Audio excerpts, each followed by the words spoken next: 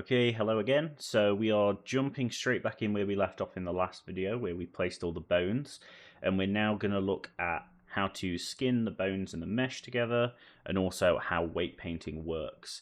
So I'm not going to go super into depth on how to do good weight painting, because it very much is a fine art that riggers master over hundreds and hundreds of different rigs, and they'll tweak things depending on how the rig is, what the character looks like, and there is no one size fits all.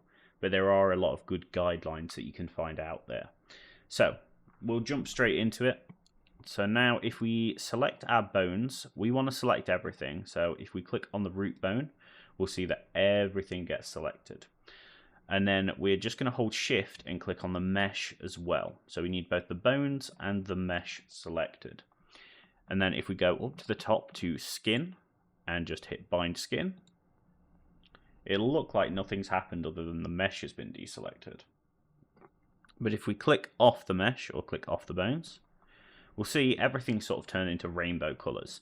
So this means that these bones and the mesh are now bound together. So if I rotate one of these bones, we can see that it has movement. But we'll also see if I move this shoulder and we look towards the rib cage, we're getting movement that we don't really want. And this is what weight painting is going to change for us. We're going to change what influence each of these bones has over the mesh. So, to start weight painting, we are going to go up to the top. We are going to go to skin, and we are going to find the paint skin weights tool, and we're going to click on the options box on the right hand side of it. Now, my tool settings is opened over here. I'm just going to break that off. Yours will probably open somewhere random and look roughly like this window. I like to put this over on the right hand side just so it stays out of the way and I can always move it around.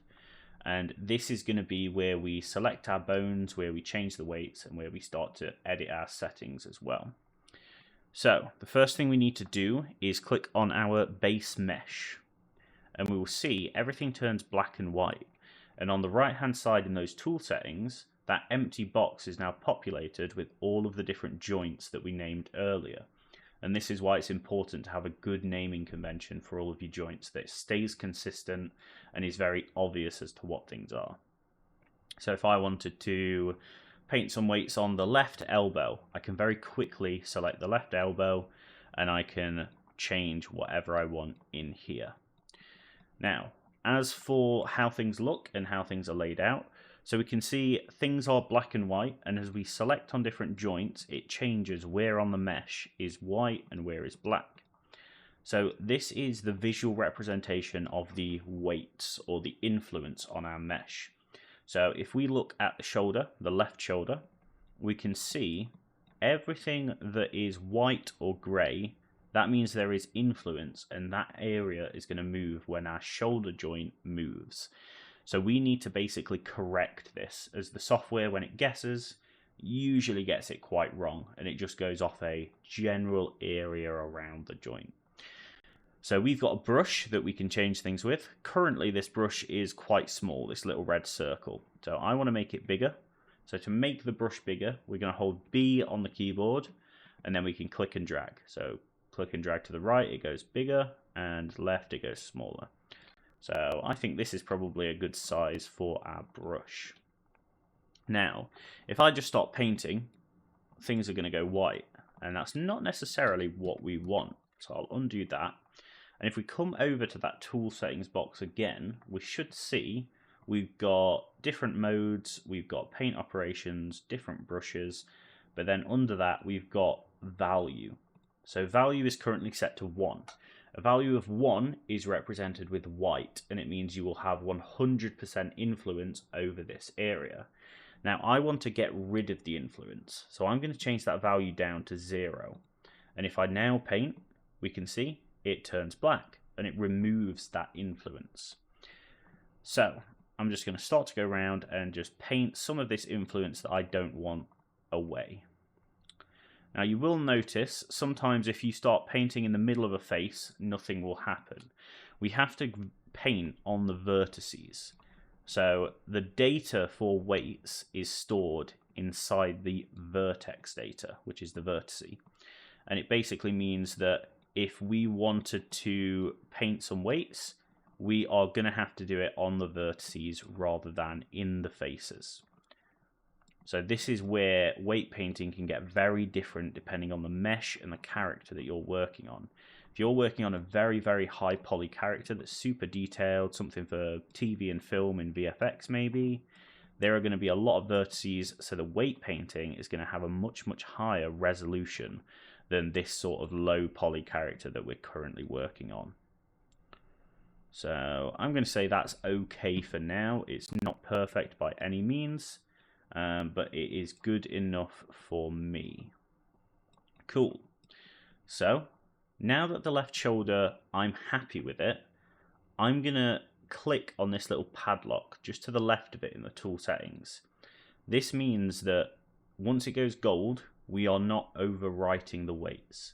If we leave this padlock unlocked, every time we paint something over the top of this shoulder weight in another bone, it is going to completely replace it. And it means we've got to keep going backwards and forwards and fighting with ourselves. So I'm just going to hit lock on that for now. Next, I'm going to go to the left elbow, and we can see that the elbow also has a bunch of influence over the rib cage, which we definitely don't want. So we're just going to make sure our value is 0 again, and we're just going to start to paint all of this out. There we go, that looks like it's most of it. I'm sure if I've missed any, I will notice soon. I don't need to worry too much about this fall off just yet. We can always come back to that. For now, I just want to make sure that everything on this arm is only affecting the arm. And that looks pretty good to me. So, now that we have the left shoulder, the left elbow, and the left wrist done, I'm going to come out of the weight painting tool, and I'm going to rotate the shoulder up again. Okay, so we can see there's still some little bits moving down on the hips and down on the rib cage. The head is moving quite drastically as well. So there are clearly some areas that I missed.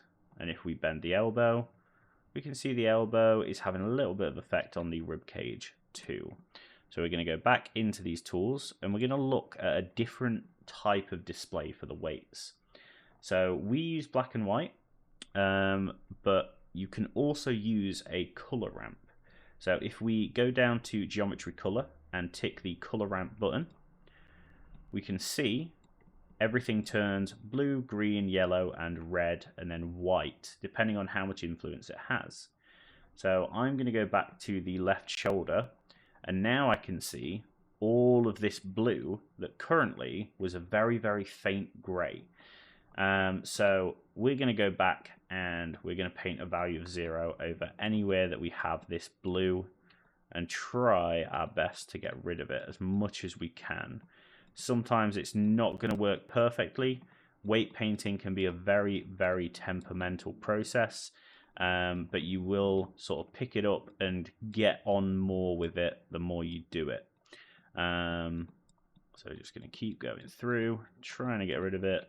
Sometimes it helps to look at the vertice from a different angle if it's not working quite how it should. And we can just keep trying to get rid of any of this blue that exists where it shouldn't. So the head was a big area, as we can see those lighter blue areas getting into green, and we'll just go through.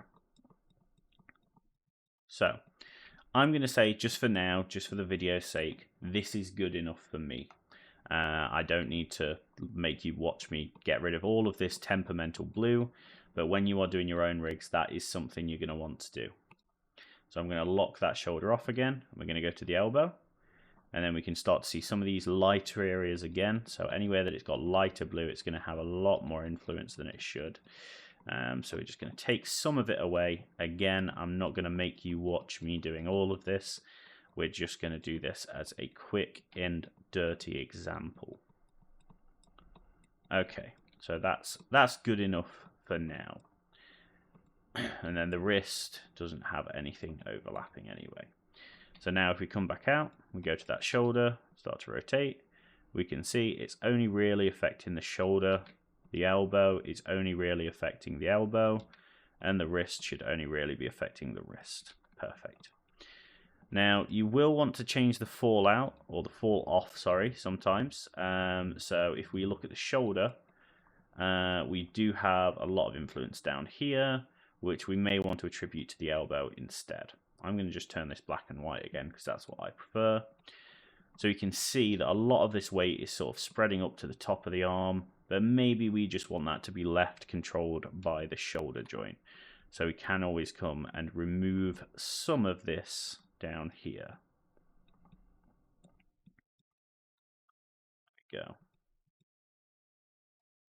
we go. Maybe a little bit more, just so it's got a bit of a more gradual fall off. And then if we go back to that elbow and rotate it again, we can see it's not having as profound an effect on the upper arm or on the bicep area as it was previously. And that is the basics of weight painting, really. We just work our way through all of these joints. I usually find it easier to go from the top of the joint chain. So I'd go clavicle, shoulder, elbow, wrist. And I'd also go hip, knee, ankle for when you're doing the weight painting on the legs as well. The spine can get very, very different. So depending on where in the spine you are, like we may say if we rotate this spine joint, I'm pretty happy with that movement already. It's done a pretty good job. So it would just be a case of making sure we don't have any overlapping influence like this. So as we bend that spine bone, we actually accidentally influence this part of the elbow. And it's just making sure that things like that aren't in the way and aren't happening when we don't want them to. There are probably 1,000,001 guides you can find online for how to weight paint different types of characters, different types of physiology. So that could be bipedal rigs, it could be quadrupeds. But everything is always going to be different and dependent entirely on your mesh and how you want the character to move. So that is pretty much it for weight painting. Hopefully this was helpful. Again, if you've got any questions, send me a message, send me an email, or leave a comment down below and I'll get back to you as soon as possible. Thanks.